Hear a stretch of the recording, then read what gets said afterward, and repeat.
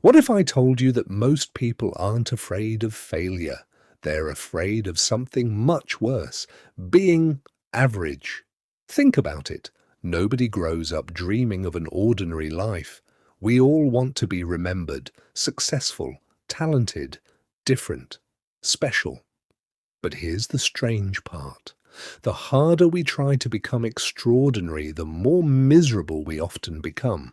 Because somewhere along the way we started believing that average means worthless.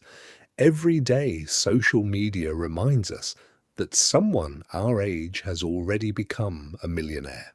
Someone else has the perfect body, the perfect relationship, the perfect life. We scroll through these highlights and quietly ask ourselves one dangerous question. What if I never become someone? That question changes everything. It makes us rush our careers, rush our relationships, rush our dreams. Not because we're running towards success, but because we're running away from being ordinary. Psychologists call this social comparison. Our brains don't measure success objectively. They measure it relative to the people around us. And today, the people around us aren't just our neighbors. They're the top 1% of the entire internet every single day.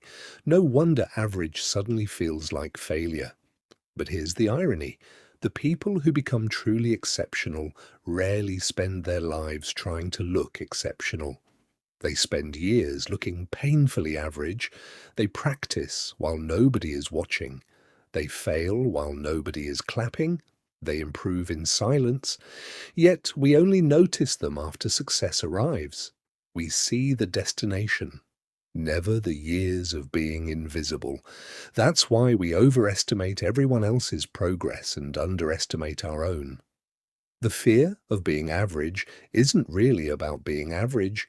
It's about not feeling enough. It's about believing your value depends on achievement.